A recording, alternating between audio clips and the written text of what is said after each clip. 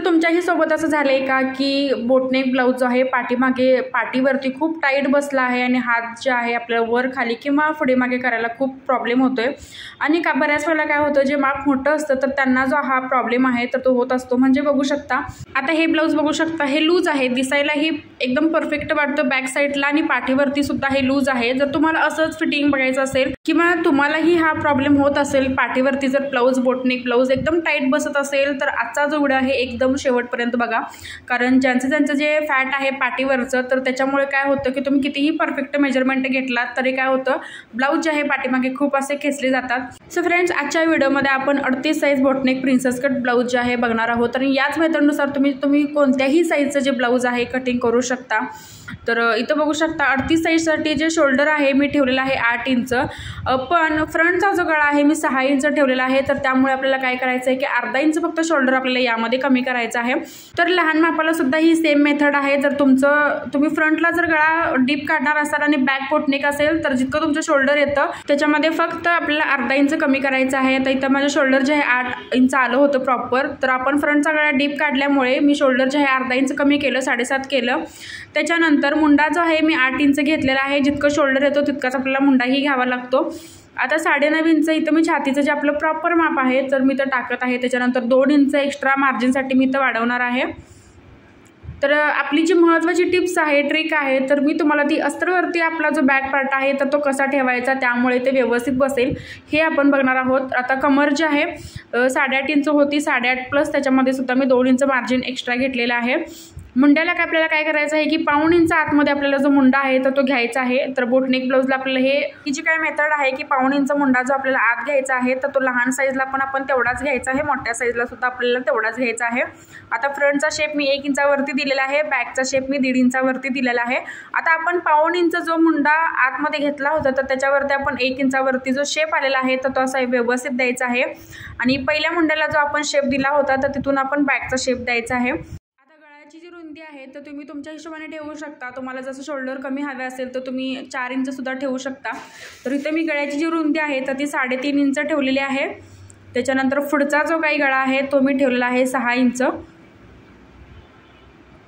त्याच्यानंतर आपण पुढच्या जो गळ्याला आहे अशा पद्धतीने शेप द्यायचा आहे। तर इथं बघू शकता 1 इंचावरती मी पुढच्या गळ्याचा जो शेप आहे तो दिलेला आहे। आता प्रिन्सेस कटचा कट्स पॉईंट जो आहे 38 साईजला आपण घेणार आहोत 4.25 इंचावरती। तर 4.25 इंचावरती मी प्रिन्सेस कटचा कट्स पॉईंट घेतलेला आहे। त्याच्यानंतर 10.5 इंचावरती मी बस्ट पॉईंटचं जे आहे शोल्डरवरून खाली मी 10.5 इंचावरती बस्ट पॉईंटचं जे माप आहे तर ते टाकणार आहे। तर एक स्ट्रेट इथं लाईन आपण इथं मार्किंग करून घ्यायची। नंतर आपण इथं काय करायचं की खालून वरती 2 इंचावरती एक मार्किंग आपल्याला करायचं आहे मुंड्याच्या आणि प्रिन्सेस कटचा एकदम सिंपल असा शेप जो आहे आपल्याला द्यायचा आहे। मुंड्याच्या खालून वरती मी 2 इंच घेतलेला आहे। त्याच्यानंतर दोन्ही साईडला आपल्याला जर आतमध्ये स्पेस हवा असेल जास्त, प्रिन्सेस कट जर चपटा बसायला नको असेल तर दोन्ही साईडला आपल्याला काय करायचं आहे 1.5 इंच एक्स्ट्रा मार्जिन घ्यायचं आहे। त्याच्यामुळे काय होतं प्रिन्सेस कटला आतमध्ये कफ खूप छान येतो आणि त्याच्यामुळे प्रिन्सेस कट जो आहे चपटा वगैरे अजिबात बसत नाही। सो आता आपलं हे जे मार्किंग आहे पेपरवरती पूर्ण झालेलं आहे। आता आपण हे कटिंग करून घ्यायचं आहे।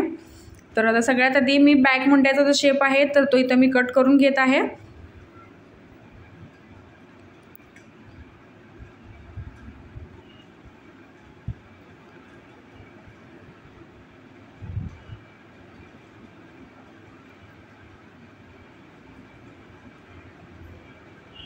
आता गळ्याच्या दोन्ही साईडला मी कट्स दिलेले आहेत, म्हणजे बॅक आणि फ्रंटला दोन्ही साईडला मी कट्स दिलेले आहेत।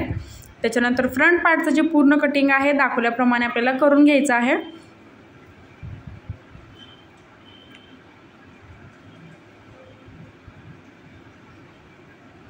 त्यानंतर फ्रंट मुंड्याचा सुद्धा मी इथे शेप कट केलेला आहे।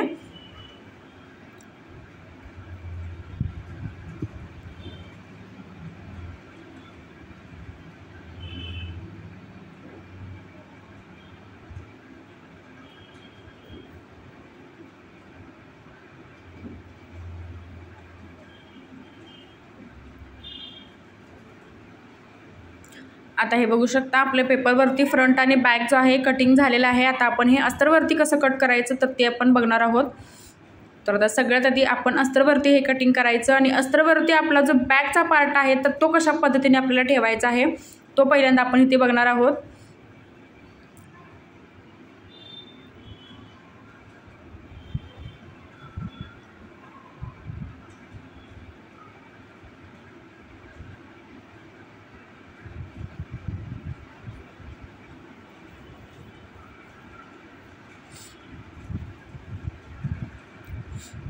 आता कधीही बॅक पार्ट जो आहे अस्तरवरती ठेवताना आपल्याला काय करायचं आहे की वरचा जो स्पेस आहे तर तो आपल्याला अर्धा इंचच फक्त एक्स्ट्रा वाढवायचा आहे, जास्तही नाही वाढवायचा। जर जास्त मोठं माप असेल म्हणजे तुम्ही 44 किंवा 46 जर शिवत असाल बोटनेक ब्लाऊज तर तुम्ही 1 इंच वाढवलं तर चालतं, पण जर तुम्ही 36 आणि 38 जर ब्लाऊज शिवत असाल तर फक्त आपल्याला काय करायचं आहे की अर्धा इंचचा जो स्पेस आहे तर तो सेंटरला आपल्याला एक्स्ट्रा घ्यायचा आहे। म्हणजे इथं बघू शकता, म्हणजे काय होतं की जर तुम्हाला खेचल्यासारखं जर पाठीमध्ये वाटत असेल किंवा हात पुढे मागे जर करायला प्रॉब्लेम होत असेल तर यामुळे काय होतं की थोडासा लूज येतो।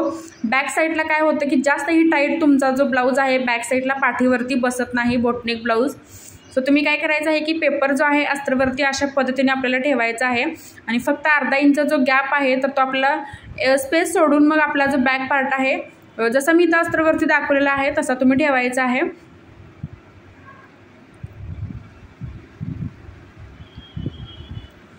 आता हे बघा, जिथं आपण गळारुंदीचं माप इथं आपण घेतलं होतं तर गळारुंदीसुद्धा मी इथं मार्किंग करून घेतलेली आहे। त्याच्यानंतर आपण हे कट करायचं आहे। तर परत एकदा मी तुम्हाला सांगते, जर तुम्हाला जर तुम्हाला एकदम जास्त टाईट वाटत असेल तर तुम्ही अर्धा इंच घ्यायचं आहे आणि मोठ्या मापाला जर तुम्ही वाढवत असाल तर तुम्ही 1 इंच वाढवलं तरी चालतं। तरी तुम्ही अर्धा इंच जे आहे पाठीवरती एक्स्ट्रा घेतलं होतं। जर तुम्ही स्टार्टिंगला बघितलंच असेल ब्लाऊज कस्टमरच्या मी तुम्हाला घालून सुद्धा ते दाखवलं होतं। बॅक साईडला जो आहे एकदम टाईटही बसलेला नाही आणि दिसताना सुद्धा एकदम परफेक्ट वाटतो। आता हा झाला बॅक पार्ट। तर फ्रंट पार्ट सुद्धा तो बघू शकता की आपल्याला कशा पद्धतीने अस्तरवरती तो ठेवायचा आहे। तर नेहमी आपण काय करतो, प्रिन्सेस कट जे ब्लाऊज असतात तर ते क्रॉसमध्ये आपण ठेवत असतो।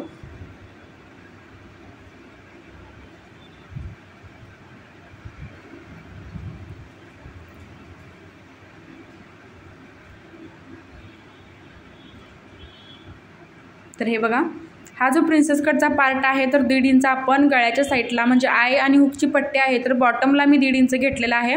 बाकी तुम्ही हा पॅटर्न बघू शकता की पेपरचा जो पॅटर्न आहे अस्तरवरती कशा पद्धतीने हा ठेवलेला आहे। 1.5 इंच एक्स्ट्रा मी घेतलेला आहे गळ्याच्या साईडला बॉटमला।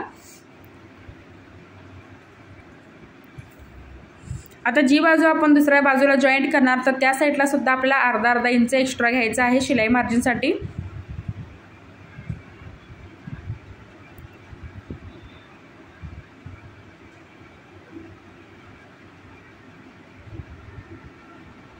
तर हे बघा, एक पार्ट मी इथं फ्रंट पार्टचा जो आहे कट केलेला आहे। सेम आपण इथं काय करायचं आहे, प्रिन्सेस कटचा जो दुसरा पार्ट आहे तर तोही आपण काय करायचा पहिल्यांदा आहे तसा मार्किंग करून घ्यायचा। त्याच्यानंतर फिटिंगची जी आपली बाजू असते कमरेकडची तर त्या साईडला आपण 1.5 इंच घ्यायचा आहे एक्स्ट्रा आणि असं क्रॉसमध्ये आपल्याला ते जोडून घ्यायचं आहे। फिटिंगच्या साईडला 1.5 इंच एक्स्ट्रा मार्जिन घ्यायचं। त्याच्यानंतर जी बाजू आपण दुसऱ्या बाजूला जॉईंट करणार तर त्या साईडला सुद्धा मी अर्धा इंच एक्स्ट्रा घेतलेला आहे। आता आपलं हे जे पूर्ण कटिंग आहे अस्तरचं झालेलं आहे। आता आपण हेच मेन कापडावरती ठेवून कट करणार आहोत। तर आता जशी डिझाईन असेल तुम्ही तसं बॅक पार्ट जो आहे तुमचा कट करू शकता। तर मला सिंपल असा गळा कस्टमरने सांगितला होता त्या हिशोबाने मी हा जो बॅक पार्ट आहे तो कट केलेला आहे। पण तुम्ही या पद्धतीने एकदा नक्की कटिंग करून बघा। जर तुम्हाला तो प्रॉब्लेम होत असेल पाठीवरती बोटनेक ब्लाऊज जर एकदम टाईट बसत असेल तर तुम्ही या पद्धतीने नक्की कटिंग करून बघा। सो फ्रेंड्स, आजचा व्हिडिओ तुम्हाला कसा वाटला कमेंटमध्ये नक्कीच सांगा। नेक्स्ट व्हिडिओ तुम्हाला कोणतं बघायचं आहे तेही मला कमेंट करून सांगा। चॅनलवरती जर तुम्ही माझ्या नवीन असाल तर सबस्क्राईब नक्की करा, सोबत बेल आयकॉनलाही क्लिक करा जेणेकरून जो व्हिडिओ मी अपलोड करेल त्याची नोटिफिकेशन सगळ्यात आधी तुमच्याकडे येईल। आणि व्हिडिओ शेवटपर्यंत बघितल्याबद्दल अगदी मनापासून धन्यवाद।